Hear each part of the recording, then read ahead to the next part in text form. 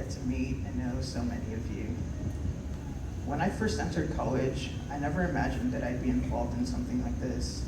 In fact, when I first entered college, I was completely lost. I had no idea what I was doing, where I was going, or what my future would look like. And that was scary for me. I was typically the type of guy who liked to have everything planned out and know what was coming next. And most of the time, things went according to plan, or at least good enough to keep me satisfied. But prior to beginning college, my plans fell apart. As some of you may know, as a freshman, I was undeclared. Not because I didn't have any dreams, goals, or ambitions, but simply because things didn't go the way that I planned them. I initially applied to computer science and AET as my majors, but was rejected from both.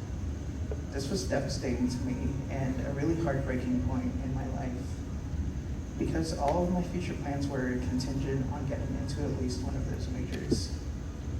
And never before had I missed the mark by so much. So I devised a new plan. I would transfer into CS. I did my research.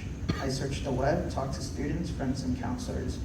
And from what I had gathered, it wouldn't be easy. The CS department was one of the toughest to transfer into, and they routinely denied applications from many competitive candidates with GPAs of 4.0. I decided that I could do it though. I would work harder than I'd ever worked before, and I'd be involved in organizations that would help me prove that I deserved a spot in the program. But yet again, my plans fell apart. For the first time ever, I failed test after test and struggled to keep up in my classes. It was then I realized that college was truly a force to be reckoned with. As an aside, quick shout out to those of you with high GPAs, or those of you that worked at all during college. You guys are amazing. But anyway, I was left feeling discouraged and frustrated, wondering why God would ever let this happen to me. I got upset and stopped going to church. My sister noticed this and talked to me about it. Eventually, she convinced me to tag along while she was searching for a new church. I agreed, and for the next few weeks, we went to church after church. And at the end of our search, she asked me, "Which of these churches do you want to stay at?" I instantly thought of one. It was a nice church that seemed very streamlined. They had simple sermons and prompt start and stop times. I knew that I could get in and out at certain times and go back to doing whatever I had planned. However, I couldn't shake the feeling that that wasn't the right decision. I changed my mind. I told her that I wanted to go to Harvest, and that was the best decision I could have made.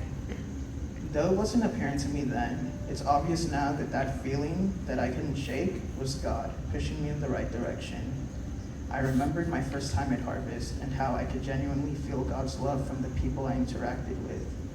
During my time here, I've met so many people who wanted to invest into not just my spiritual life, but also my personal life.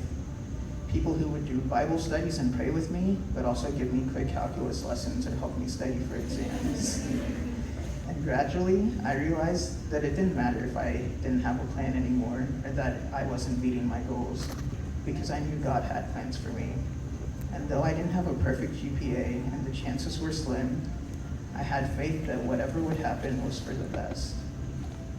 I applied to CS and I was accepted. I couldn't believe my eyes when I saw the letter, and I even thought it was a mistake. But ultimately, I think that God had to humble me in order to help me truly understand His sovereignty. So to close, I have one verse to leave you with. Proverbs 3:5-6 says, "Trust in the Lord with all your heart, and do not lean on your own understanding. In all your ways acknowledge Him, and He'll make straight your paths." Thank you.